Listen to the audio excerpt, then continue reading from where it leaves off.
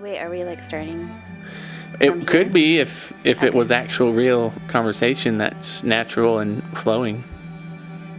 Okay, sorry. Like if you want to engage beforehand and have an actual intro, do I say, okay, now this is the start of the actual podcast, but we're not going to start the podcast part first. We're just going to talk as if it were a conversation leading into the Palmetto podcast. So first, I'm just going to ask, how was your day today? Well, my day was pretty good, pretty productive. Okay, so that's might be why we don't do banter.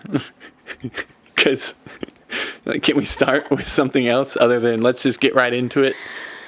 Oh my gosh.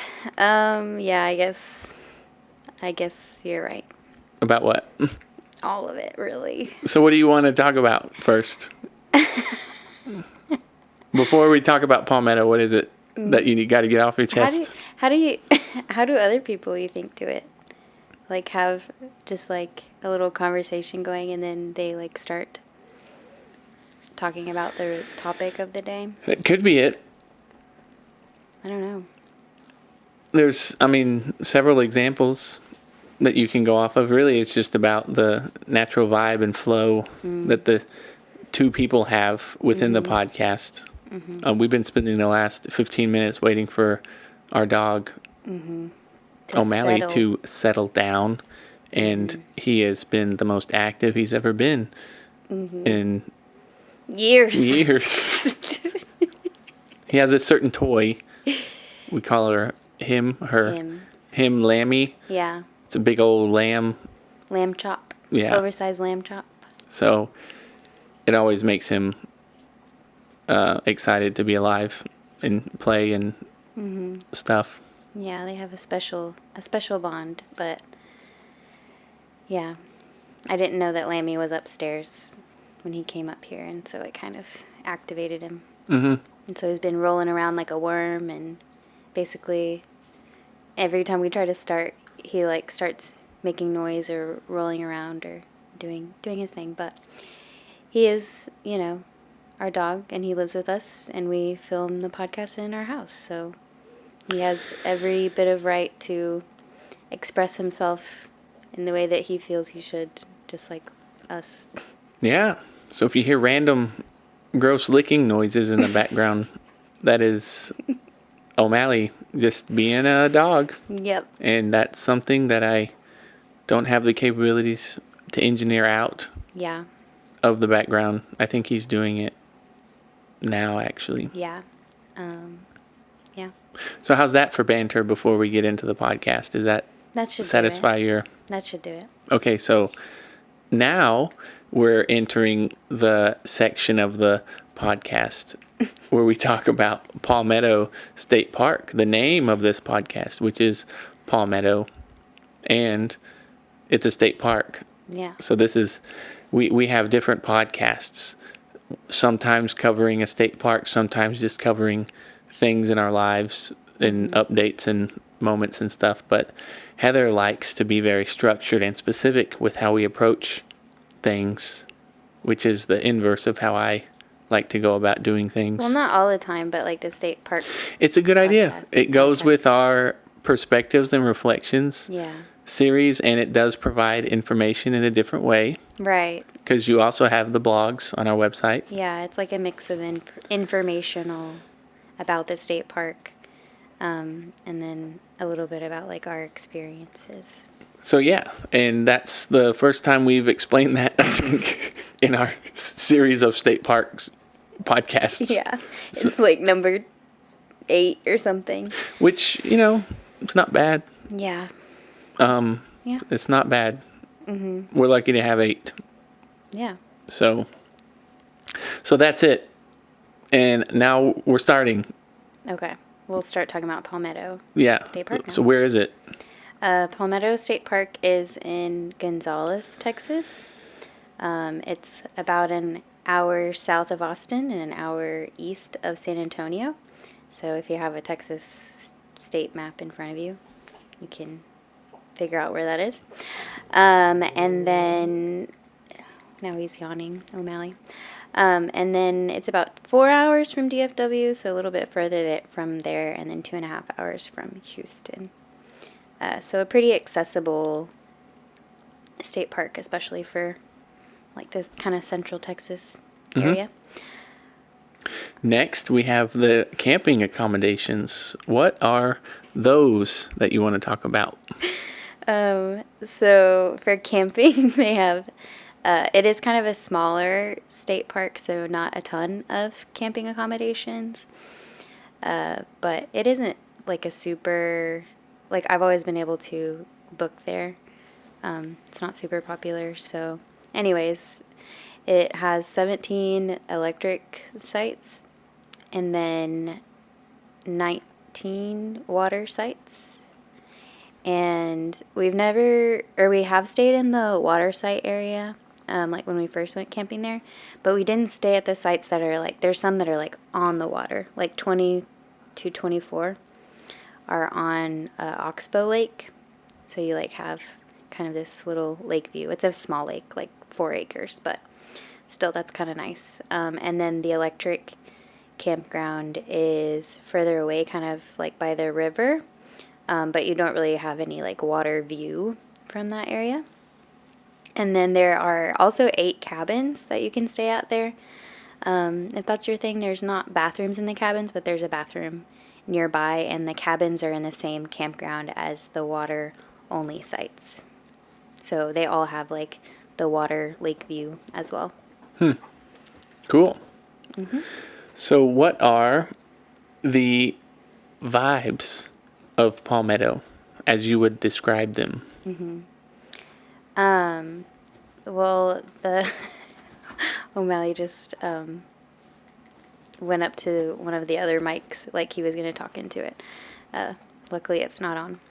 Anyways, so the vibes of Palmetto, I'm guessing that it's called Palmetto because there are a lot of like cool palm trees there.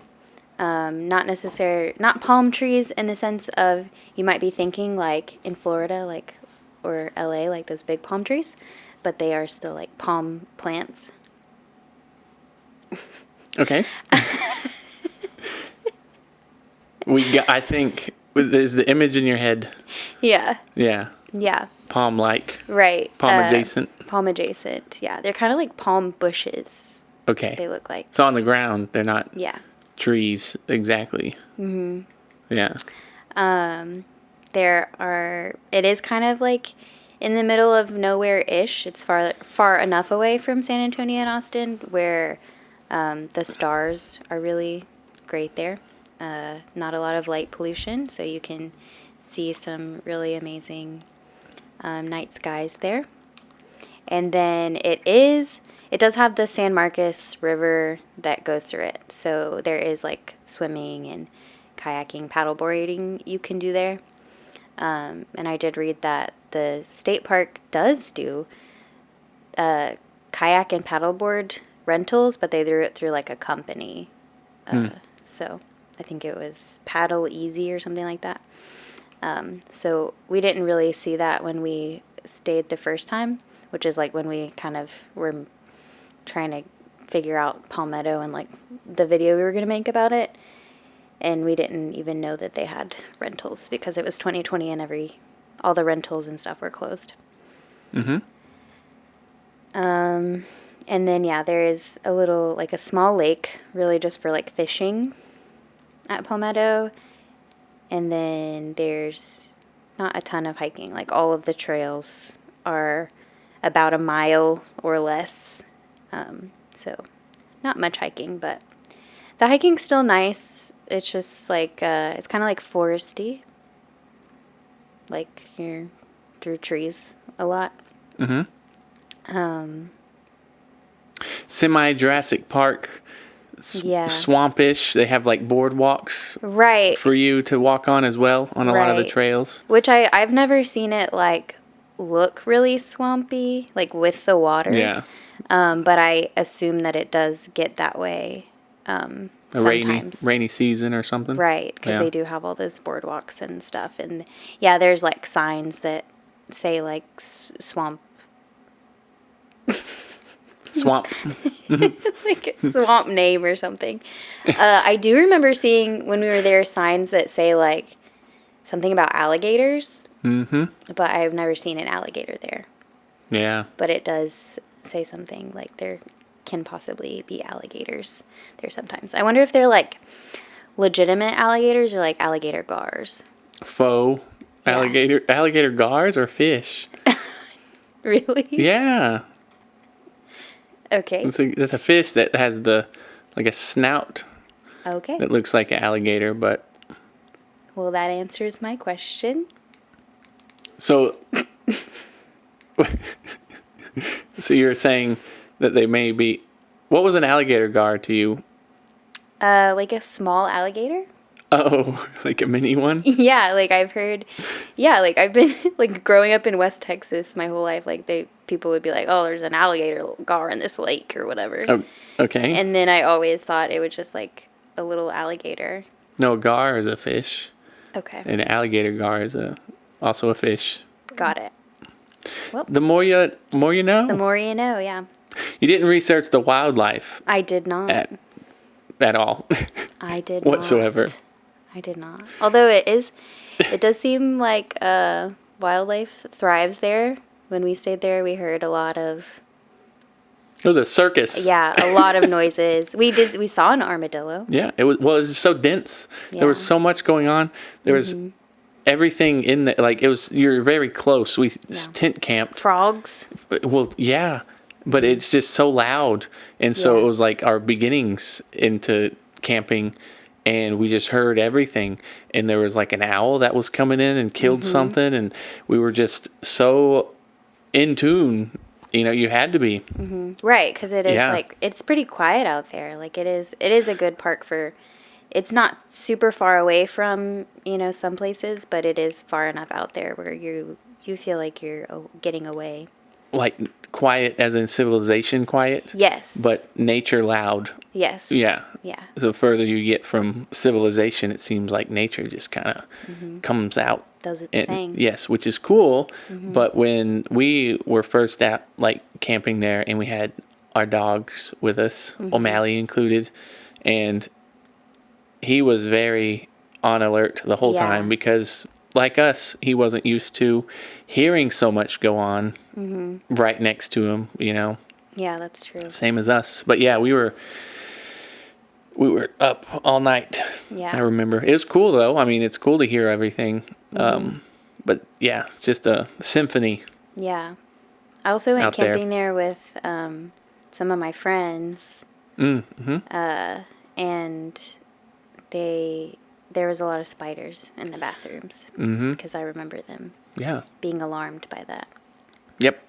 So they're just it's out there. So, Yeah. but it was really fun. I mean, this is a unique area. It's a good state park too. That I mean, you can pretty much like do all there is to do, like in a weekend. So it's really good for that. And then it is like pretty close to, Austin, San Antonio, New Braunfels area. Like whenever I went with my friends, we were going to New Braunfels. Like that was like our day planned kind of activities, and then staying in state parks in the night. So it's kind of a good location for that, since there isn't like just a million things to do at the park. But there's plenty. I mean, you can swim, kayak, fish, Yeah, the river's pretty. hiking, all that. Yeah, it's good views. A lot of good like views that you don't have to really go too far to see, Yeah. which is a plus. And it was cool. Like I'd never really seen that type of environment in Texas. Like it was pretty unique, Yeah. with like the palm trees or bushes. Palm bushes. Yeah. Yeah. Yeah.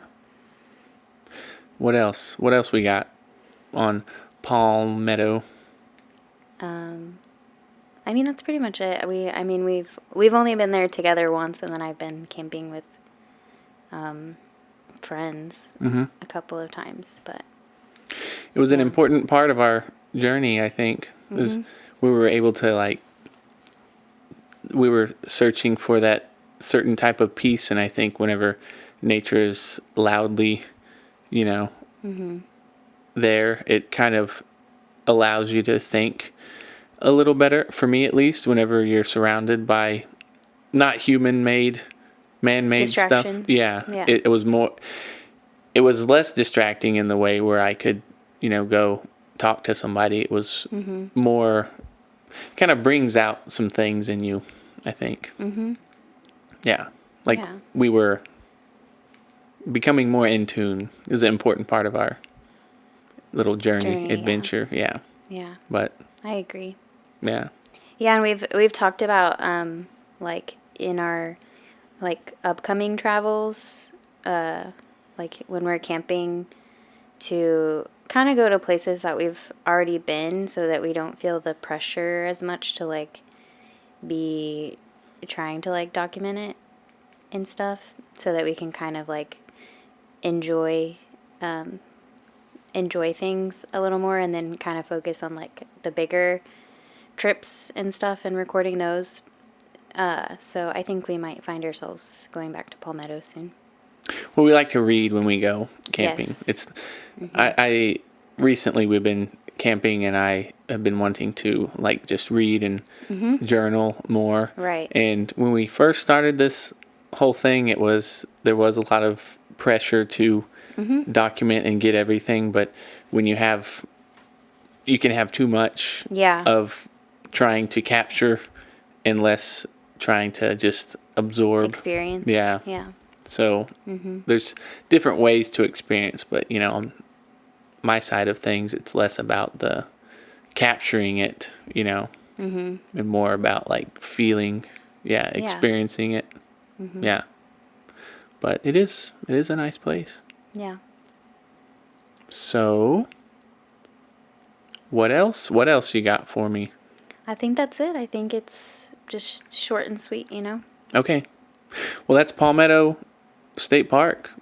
Go there if you're wanting a very unique vibe that we've discovered.